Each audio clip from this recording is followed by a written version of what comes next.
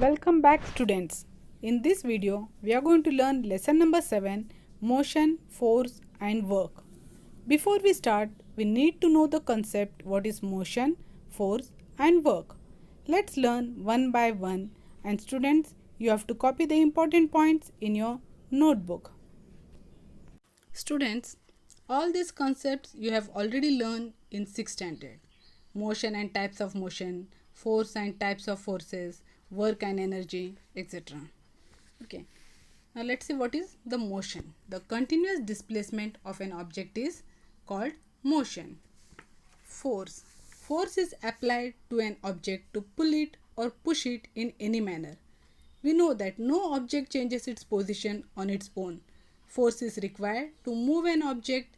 Force is used to change the direction of an object in motion or to stop it. Work. When an object is displaced by applying a force on it, work is said to be done. Now we shall learn about some more important concepts. Students, in the previous chapter you have already learnt about scalar and vector quantity, isn't it? Now see distance, it's also a scalar quantity. The length of the route actually traversed by a moving body irrespective of the direction is called distance. Second is displacement. The minimum distance traversed by a moving body in one direction from the original point to reach the final point is called displacement. In displacement, both distance and direction are taken into account. Therefore, displacement is a vector quantity. The unit of measurement of distance and displacement is the meter in the SI as well as in the MK system of measurement. Third is velocity. Velocity is the distance traversed by a body in a specific direction in unit time. The velocity of a body can be calculated by the following formula. Velocity is equal to displacement upon period of time required for the displacement. Next is speed. The distance traversed by an object in unit time is called the speed of that object. Acceleration. The change in velocity with reference to time is called acceleration. Students, you have to write all these points properly in your classwork.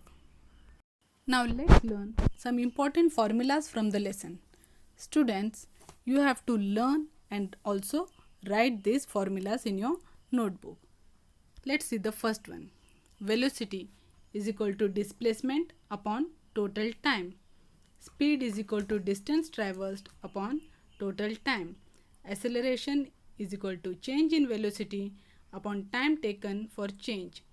Force is equal to mass into acceleration. Work is equal to force into displacement, where F stands for force and S stands for displacement.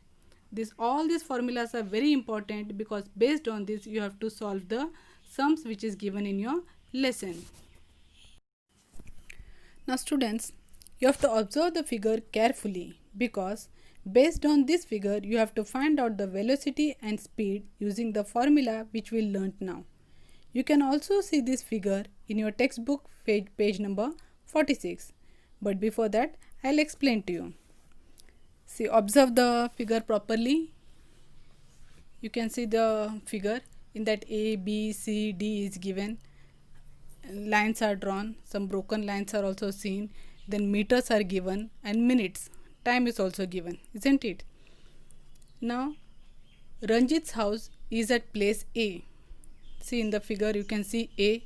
Ranjit's house is at place A and the figure alongside shows the distance traversed by Ranjit to reach his school at D. If we do not take direction into account, we find that Ranjit traversed a distance equal to AB plus BC plus CD. You have to observe it properly. See AB, BC and CD. However, on doing this, his displacement was equal to AD. AD is the straight line you can see over here. It is given in broken way. Ranjit's displacement from his house to the school is shown in the picture with the broken line AD. AD is the minimum distance along a straight line from Ranjit's house to the school. Now let's solve the sum based on the formulas which we have learned, and also you have to observe the figure also properly. Let us now use the formula to find out Ranjit's velocity and speed when he goes to school as shown in the figure 7.2. So students, when I am explaining you this, you also need to observe the figure 7.2 which is already there in your textbook. I told you. See, the actual distance traversed by Ranjit from home to school is AB plus BC plus CD, that is 500 meter plus 700 meter plus 300 meter. It is equal to 1500 meter. So the total time from home to school is equal to 8 minutes, 11 minutes plus 6 minutes, that is 25 minutes. Now from where this minutes and everything, this all we got from that figure, okay, 7.2 figure. From that figure we have taken these numbers. So Ranjit's displacement from home to school AD is equal to 1000 meters. Thus Ranjit's velocity when going from home to school. So for velocity, what is the formula? Already we have learned it, that velocity is equal to displacement upon total time, that is 1000 meters upon 25 minutes. And this basic division and everything, you all already know these basic operations. So accordingly we get 0.66 meters per second. And Ranjit's speed while going to school, and for finding speed the formula is distance traversed upon total time, that is 1500 meters upon 25 minutes. Here we get the answer 1 meter per second. So from this we learn that the Ranjit did not take the straight route of minimum distance while going to the school. Therefore, the magnitudes of his velocity and speed came out to be different. Had Ranjit actually gone by the straight route ED, then the magnitude of his velocity and speed would have been the same. Now let's learn about average velocity and instantaneous velocity. When I am explaining about this, you also have to observe the figure which is shown on the screen. Okay, the velocity of an object can change even while it is moving along a straight line. Suppose that a truck is covering a distance of 40 km from A to D in a straight line, that is, its displacement will be 40 km. So you can see in the figure properly, A, B, C, D, it's given over there, and a truck, you can see it's moving, and 10 plus 10 plus 20, like that 40 kilometers. If it requires altogether 1 hour for this, its average velocity is 40 km per hour. However, if the truck traverses the 10 km distance AB in 10 minutes, BC in 20 minutes and CD in 30 minutes, then velocity for the distance AB in kilometer per hour is equal to 10 km upon 10 minutes. That is 60 km upon 60 minutes. It means 60 km per hour. Now, we see that the velocity of the truck is different in the different segments of the road. You can see over here in the figure AB 10 km, BC 10 km, CD 20 km, isn't it? However, the average velocity for the entire route AD is 40 km per hour. The velocity at a particular moment of time is called instantaneous velocity. The instantaneous velocity can be different at different times.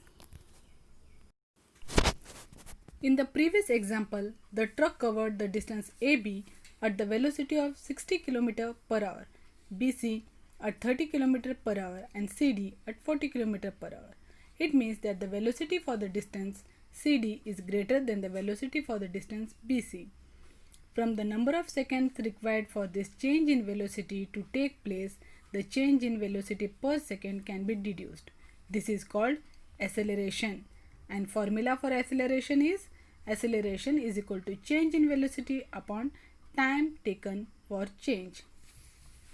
Now you know very well that the truck driver increases or decreases the velocity of the truck by means of the accelerator. You might have seen a toy car that runs on a clockwork spring. When it is released on a flat floor, after winding up the spring, it goes in a straight line. However, when it is hit on one side, it changes direction and keeps going. If it collides into a wall, it stops. It means that its velocity changes. How did this change take place? It happens because the car comes into contact with something external to it. Now another example I'll tell you, that is on a football ground, how does the direction of the ball moving in a straight line change? We see that some player changing its direction by kicking it. When its direction changes, the velocity of the ball changes. That is to say, an acceleration takes place. The interaction that brings about the acceleration is called force. Force acts on a body, and the unit of acceleration is meter per second square. Force and acceleration. Now let's take an example. Take a glass marble and let it roll on a big smooth tabletop. After some time, its velocity will decrease and it will stop. On a carom board too, the carom coin pushed by a striker will move forward some distance and then come to a stop. If the coin is pushed after applying talcum powder to the carom board, it will keep moving for a longer time and then come to a stop. What can we infer from this? From this we understand that the velocity of the coin decreases due to the force of friction and the coin stops. If the friction between the carom board and the coin is reduced, the coin keeps moving for a longer time. It would mean that if no force of friction is acting on a moving body, it will keep on moving with a constant velocity. The scientist Sir Isaac Newton was the first to study force and the resulting acceleration. As we know that the Newton's first law of motion, if no force is acting on a body, its velocity does not change. That is, the body does not accelerate. In other words, if a body is stationary, it will remain stationary. If it is in motion, it will continue moving with the same velocity and in the same direction. We have learnt about the relationship between the displacement of a body resulting from the force applied to it and the work done. We have also learnt about the work-energy relationship and that the ability to do work is called energy. Now let's see about force, displacement and work. In the figure seen on the screen, a string attached to a wooden block on a table is passed over a pulley and tied to a weight. On applying a sufficient weight, the block will be seen to move. If the block moves forward, we can say that it has been displaced. Due to the displacement, we say that the force has done some work. Can we measure this work? We know that work done depends on the force and the displacement. The following formula expresses this relationship. Work, where W stands for work done by the force is equal to force applied to the body into displacement of the body that takes place in the direction of the force. The formula is W is equal to F into S. W stands for work, F means force and S is displacement. In the SI system, the unit of work is joule, that is resembled as J, while the unit of force is Newton and the unit of displacement is meter. In the CJ system, the unit of work is erg. So in this way, we have completed the lesson. Now you have to read the lesson properly and complete the exercise given on page number 50 in your textbook, and also the related activities you have to complete in your activity book. Thank you.